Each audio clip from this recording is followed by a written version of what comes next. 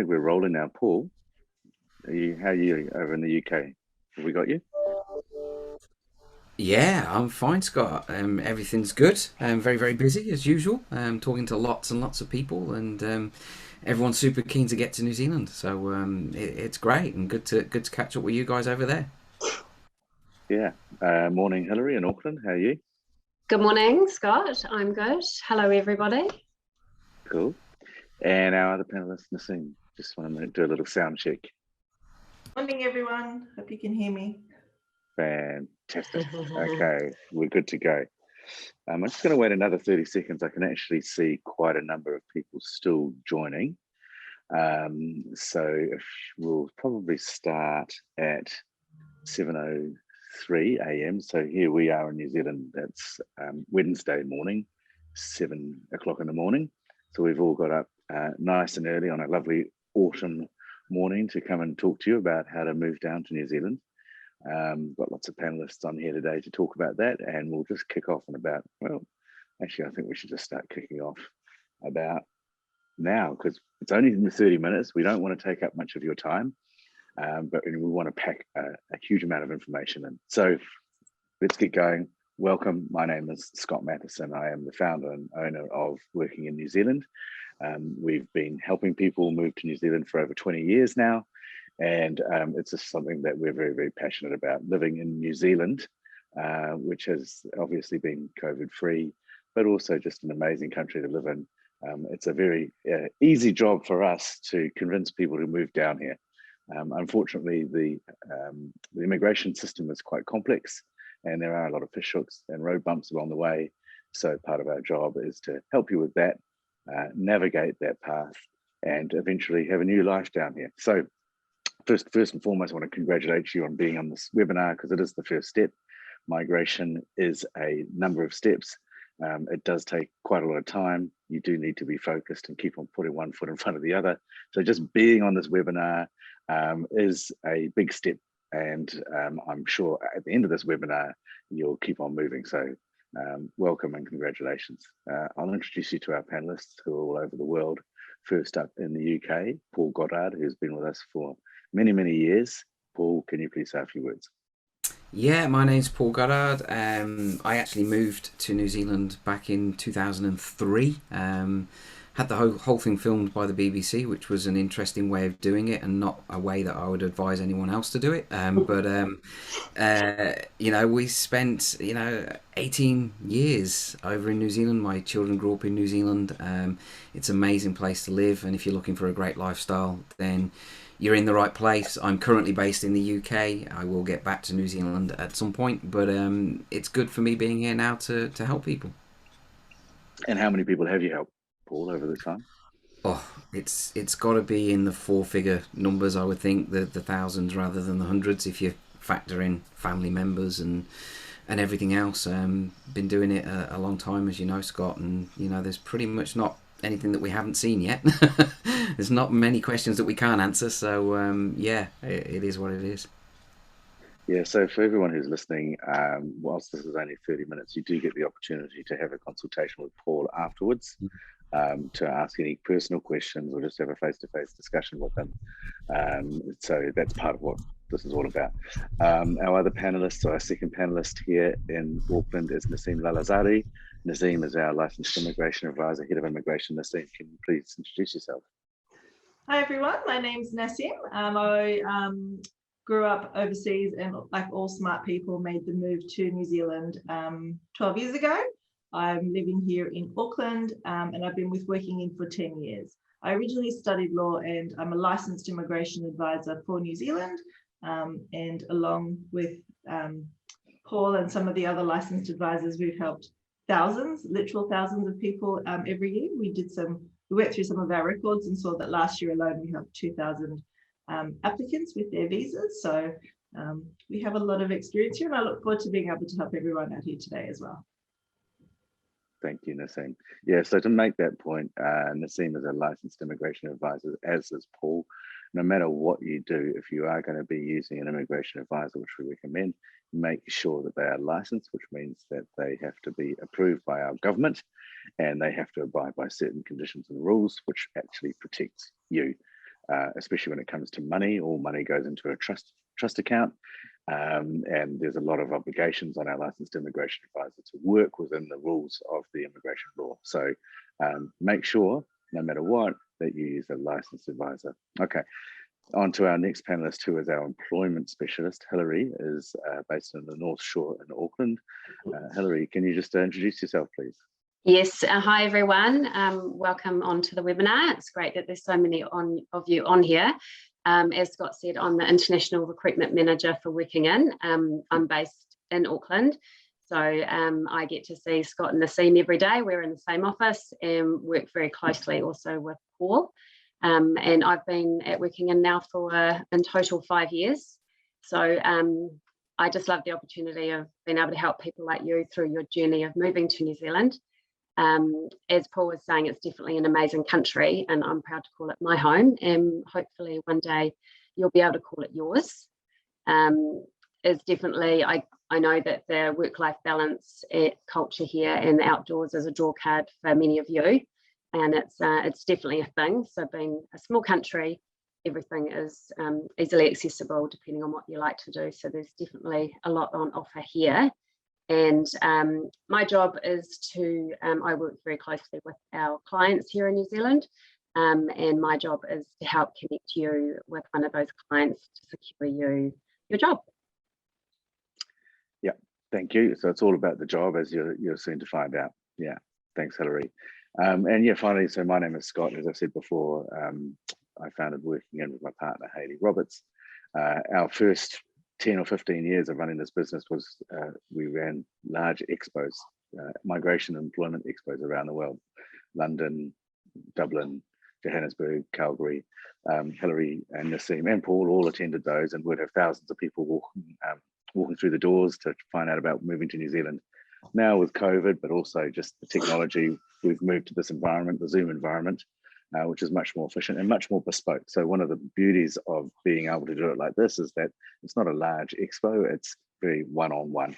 And so we can tailor make your journey, so you can speak to Hilary and she can find out exactly what your employment requirements are and match you with the right employer or other partners that we have in New Zealand. So that's what this is about.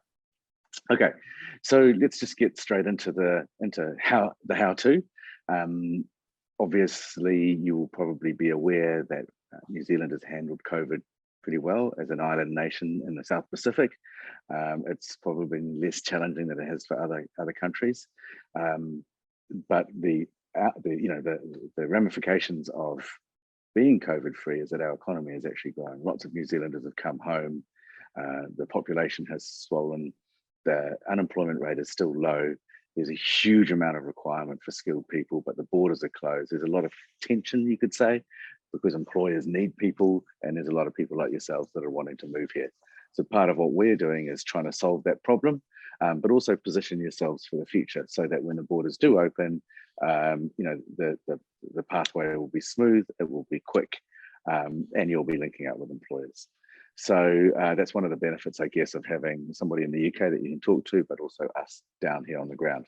So I've already talked a lot about jobs, and the reason is that there's a thing called the catch-22, because you do need a job to get a visa, but you need a visa to have a job. Paul, you have discussed this at length in the past. Can you just explain what that means, please?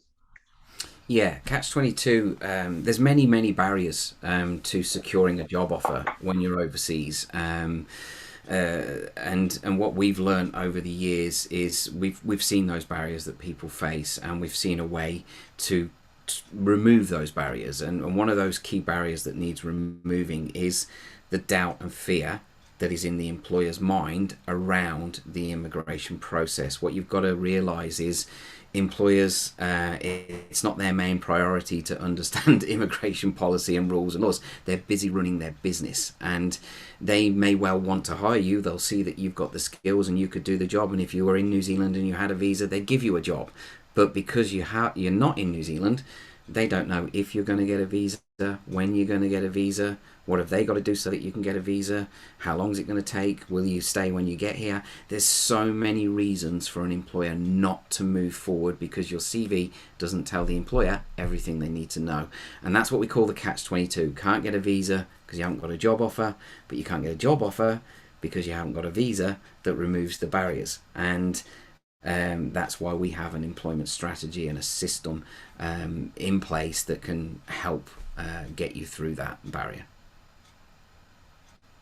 Yeah, thanks, Paul. And that's probably the most critical part of this whole process, to be fair.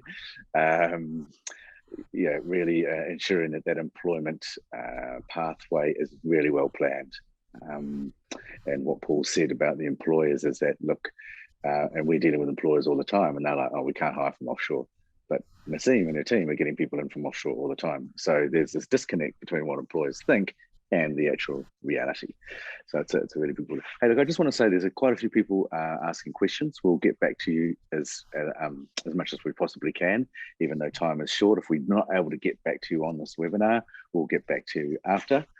So keep the questions coming. That's all good. We're just saying apologies if we're unable to reply to you immediately. There's a few questions about age restrictions, so we can answer those. Nassim's our head of immigration. Nassim, can you just briefly explain how, in this environment, our visa system is working and what changes are you expecting? Because changes are on the way, right?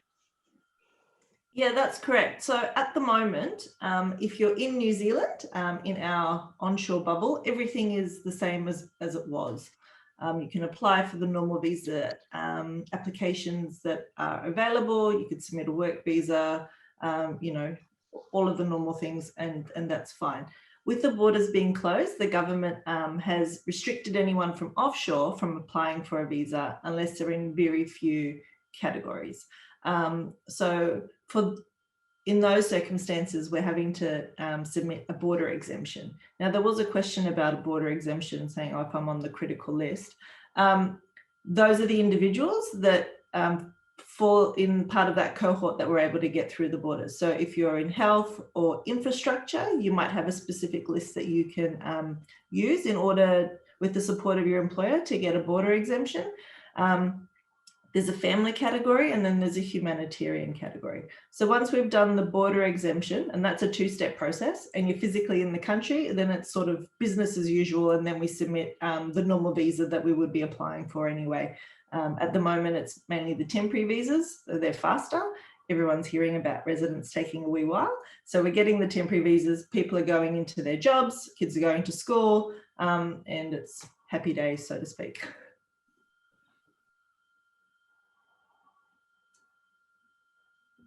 Oh, Scott, I think you're on mute. Yeah, I didn't mute myself there, sorry. I think what Nassim is saying is that, yes, we are getting people through the border exemptions, but really the majority of you will not be able to get a border exemption. And so a lot of what we're talking about is lining up employment opportunities now, understanding the environment, getting your visa ready so that when the borders open, you're well prepared and you're not at the end of the queue. And so what Hilary does is just about to talk, is take you through, introduce you to employers, understand, you know, what your role could be, see whether you would get a border exemption, and if you don't get a border exemption, what does that mean once the borders open? Hilary, what is the state of the job market now? Can you give everybody an update, please? Yeah, sure. I think what's happening at the moment is, as Paul and the others were alluding to, there's a lot of companies that are getting inundated with offshore CVs, and they're just not able to process them. They don't know where those candidates are in their process and journey of moving to New Zealand. The borders are currently shut, and they don't really understand what those border exemptions look like. So we are starting to see great successes for our clients in healthcare and high-level infrastructure and some other areas. So it is possible. And so we don't know about that possibility for you until, I guess, you have that chat with Paul, and then our recruitment team meets you.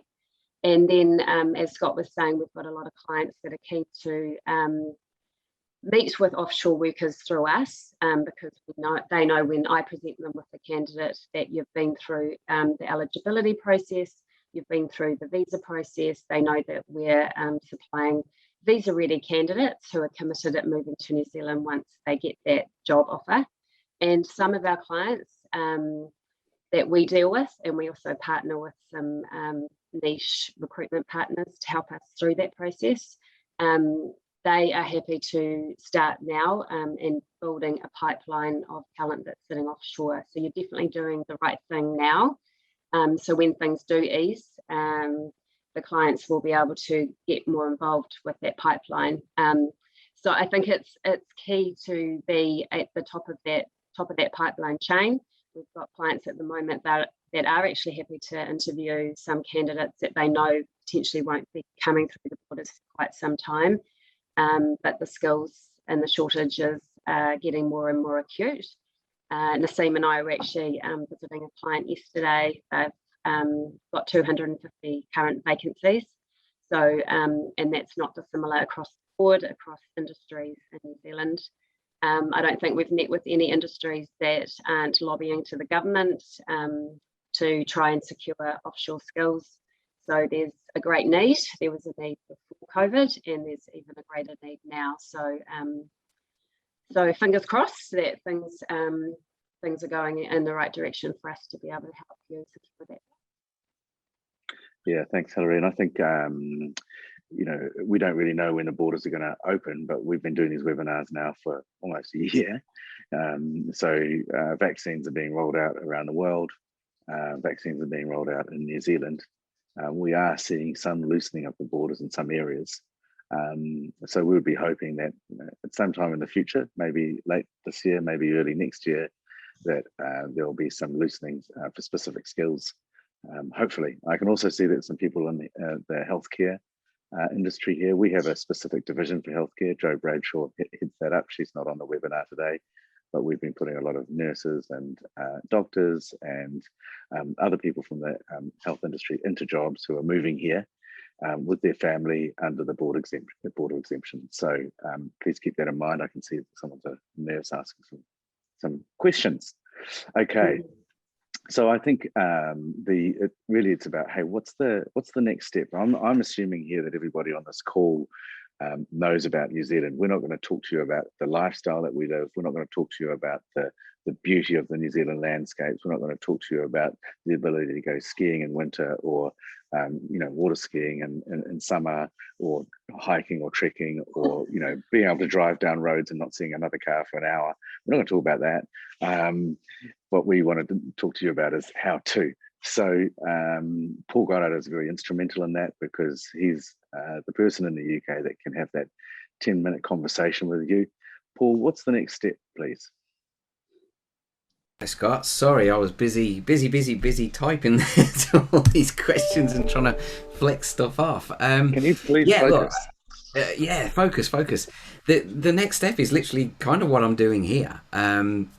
You know, everyone on here has got lots and lots of questions, and it's really important for us before we fully engage and help people is to get a really good, clear picture of your visa eligibility, your employment prospects, and a good, clear picture of you and the family, so that we can see that we're a good fit for you and you're a good fit for us, and we can all help each other, and we can actually help you move forward. So before you actually, you know, spend potentially thousands of dollars or whatever on trying to make the move, before you waste hundreds of hours on the internet going round and round in circles, you can get a full consultation with us. It's basically involves a full assessment of your visa options and employment options that comes in the form of a report. So we get our visa teams and recruitment teams to look at you and work those things out. We get your CVs from you, we get details about you and your family, and it also then includes a full consultation with me, which takes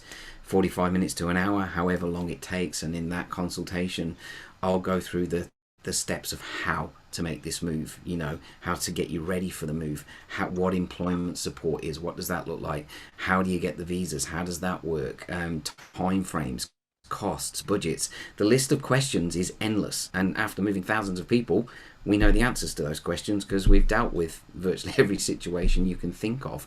So that really is the full step, is the full consultation with us. It costs £150, and you that's what you get with that. It's the best value for money in this whole process, because it's the thing that gets you started. You've got to do something to make this happen. At some point, you've got to come off the internet and actually do something to make this happen. If you don't, nothing will happen. You'll sit on the internet, you'll go round and round in circles, and you'll end up getting nowhere.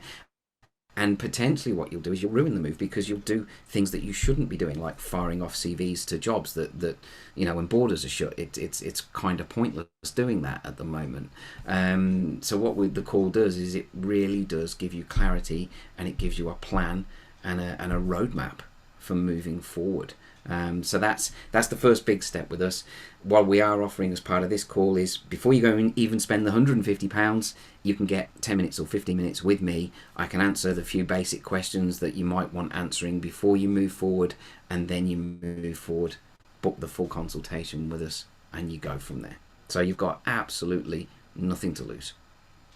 Thanks, Paul. Yeah, look, it's a very obvious start, because for a pretty nominal amount of money, you're getting huge clarity as to whether you can move or not, and what visa you should go out on, or what you might need to do in order to facilitate the move. So Naseem, I mean, your team does a lot of this work on the eligibility assessment. What are the sort of things that you're looking for, and what are the things that can make people unstuck? There's some people that are thinking, I don't need to do this. I know I don't get it.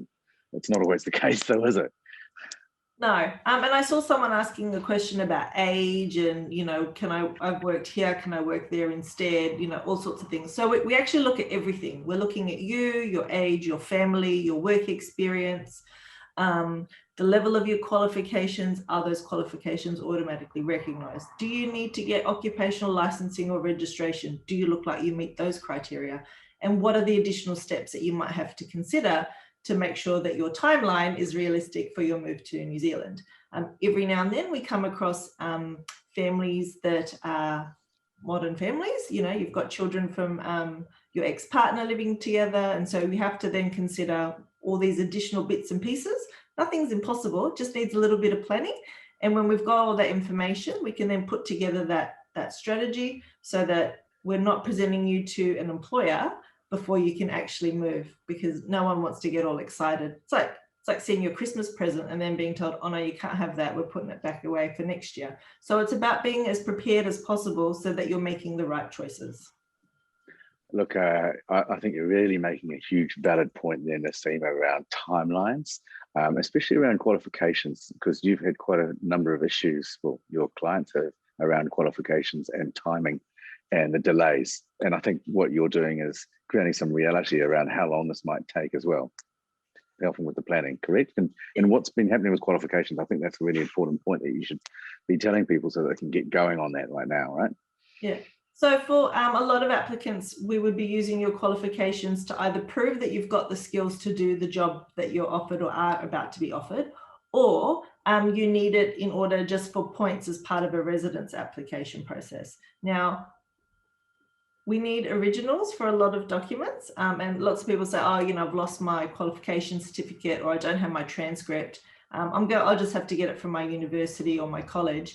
Because of COVID, lots of these places are semi-shut down, or they're operating on skeleton staff. And if you need to obtain something, it can take months. So, it's little things like that you need to consider as well. Just because you're excited and ready to go doesn't mean that other businesses or schools that you've dealt with in the past are going to work at the same pace. Yeah, and there's a backlog in immigration as well, isn't there? Yeah, so we've been talking to clients here, and employers in particular, saying, oh, why is it taking forever for so-and-so's visa to be approved? And I'm like, well, there's this big wall of applications, this big wall that's been built, and they're all just slowly pushing that wall along. And that's been due to just the sheer number of applications, the loss of staff. Immigration New Zealand has closed their offshore branches, so everything's moved onshore. And so you've got some case officers trying to relearn new policy. So they're not working at the same pace. So all good things take time. And so I think this is just another example of that as well. Sure. Thank you, Naseem. And Hilary, from a job perspective, once people have done their eligibility assessment, what's your process in terms of talking to people? just so that people can understand the process, please. Yeah, so once you guys have had that chat with Paul and been through the eligibility process, he passes your details on to me and or someone from my team, and we'll be in touch to determine what you're looking for and then which employer we can match you with. So like Paul, we'll be delving into your detail a little bit more about why you're moving to New Zealand, what your current family situation is, if you're bringing in your partner, perhaps we can also assist them with a job, which we've actually been doing for people that we've been bringing in across healthcare. We can also help secure the partner a visa.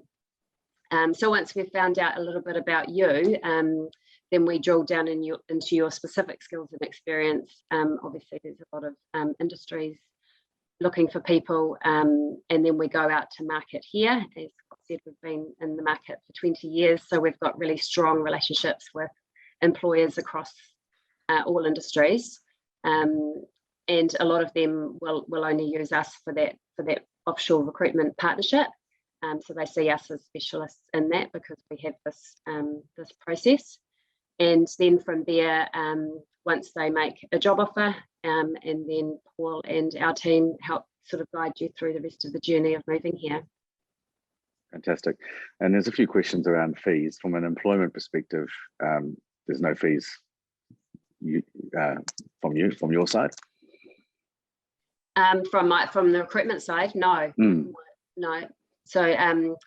So we work, I work with the clients and then we work with you. So there's no additional fees from your end.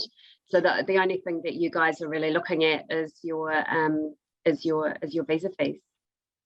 Yep. Okay. So and on that, Paul, obviously there's that £150 for people to make a decision on whether they want to move forward or not.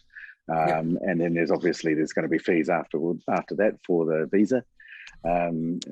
Do you want to sort of discuss that at this point in time? Yeah, absolutely. I mean, people need to know. Please. Yep. Yeah. People are always, they need to know, and we're always upfront and honest about fees. We do a good job, and the fees allow us to do that job. I mean, that's the reality of it. There's a lot of resources, as you can see, and we cover that. The fees will depend on the service that you need or want from us. So if somebody's going for just temporary visas, then that fee is going to be lower than if it's a family who want full residence. There's the fees that you pay us, there's the fees that you pay the immigration service, there's the fees that you pay the shipping companies. You really need to know exactly what these are, but you need to know how they apply to you in your situation, in your move, in your family. That's why we do the call. So even if you get that quick free 10-15 minute call with me, I can tell you how those fees will apply to you in that call. We don't hide anything. Our fees start from as low as under £1,800 for a whole move with a work visa and stuff like that, and they go up from there. So it's more important that we actually find out who you are, where you're at, what we can do, and then I can actually give you an accurate fee, and we'll tell you exactly what it's going to be up front so that you know, because how can you move forward if you don't know? Exactly. Yep. Thank you. Okay, so I think we need to start wrapping up in the next few minutes. Nassim, do you want to say any last words from your perspective? What's the most important thing now? I was just going to say, make sure you're having a chat to Paul. That first chat doesn't cost you anything, and it gives you a better understanding of what you might need to consider further down the line. And then also in the meantime, start looking for your original documents and keeping them in a nice, safe, clear plastic folder. Years ago, I remember there was a spate of clients that were all from the UK for some reason and had shredded all of their documents. And I was gobsmacked that they had shredded things like qualifications, birth certificates. You need all of those things. So hopefully you've kept all of yours safe somewhere and you'll have them for when we go to assist you. Very important. Yeah. Hilary? I just wanted to say, obviously, for those people that are in healthcare and infrastructure, it's a great time now to start the process. There are jobs available and there are border exemptions that are getting through. For the others, I know it can seem like a little bit of a waiting game, but there is a lot to do in that process to prepare to moving here. So now's a great time, and we're seeing, we are starting to see things ease. New Zealand's got a trans-Tasman bubble with Australia now, so we can freely travel in between those two countries. We've also got a bubble now with some of the islands that we can go and holiday at. So things are really starting to slowly move in the right direction. So, but you guys need to be kind of prepared to arrive once that job offer is there. So that's really that initial stage of having a chat with Paul. Yeah, it's exciting, isn't it? We can definitely see things changing and sort of loosening up. So it's awesome, and time to act now. Really, we can't emphasize that enough. Paul, any last words from you? I'll just unmute myself again while I'm busy typing. Yeah, just following on what Hilary said there, don't hesitate and don't hang back just because the borders are currently shut. We are literally helping hundreds and hundreds of people right now move forward. Then they may not be hopping on planes right now, obviously, but they are moving forward, and all of these people are getting ahead of you in a queue.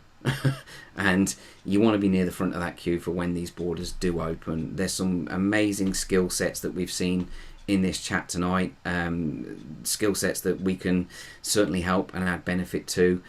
Somebody just asked a great question. Hey Hilary, how do I talk to you? You talk to Hilary by coming through me first. Because Hilary's very busy and she's on the ground in New Zealand. We need to clarify that we can help you before we start pushing you forward into that thing. So yeah, just get the call. Me, actually, loads of you have. I'm going to be very busy by the looks of it. So I do look forward to talking to everyone who's clicked that link.